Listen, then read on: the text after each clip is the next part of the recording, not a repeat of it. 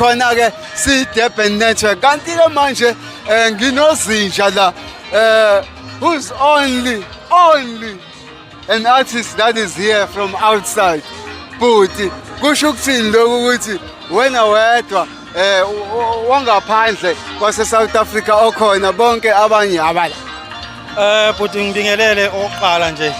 Ngiyabingelela ngiyazehlisa kakhulu.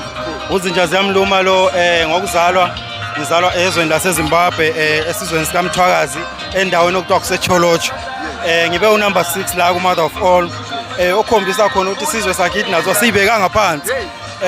Njengoba ngihlezi vele ngiqhudelana nazo lezi inkunzi mazifikile ngalena eZimbabwe ziyazi ukuthi sifica kukhona mina vele ngale so mase ngilana nami ngizobhekana nazo kunikeza amanye amandla nesinye isipiliyoni nje nokukhula emculweni yabo. Kungijabulise kakhulu ukuthi umcimbi ofana neMother of All awukhethi inhlobo lomuntu yabo.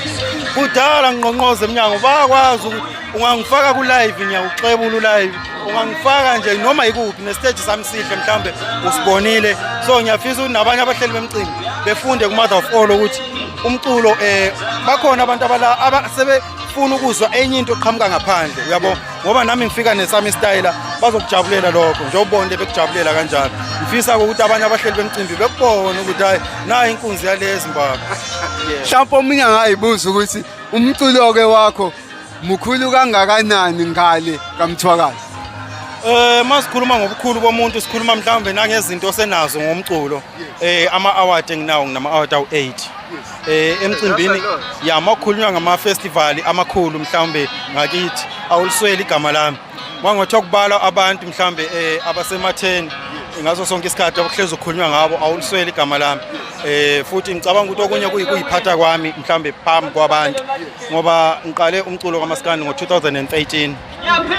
So kuze kumanje ngisayibambile ngilama album awu-12 yabo nama-DVD nginawo ngesikhathi kusaphuma ama-DVD ngawenza zange ngibe livila uyabo. So uma ungena enkundleni lezi online uyawuthola umculo wami uyayithola yonke into ethinta mina ngumfana okhuthele futhi nje igama lami liyaziwa kakhulu.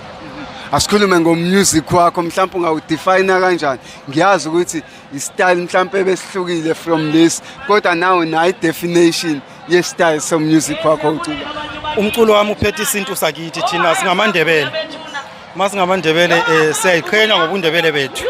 Omunye umuntu engayitshela ukuthi hayi lo mjida mhlawumbe ufuna ukuzenza umZulu ngoba ecula uMaskandi. Cha, ngiright ngokuba ngumndebele, ngingumndebele osithandayo isintu sakubo. Umculo wami mina ungalalela ingoma zami uzozwa ukuthi ikhona lento kaMaskandi wala vele ngoba ezinye izinto siyibonela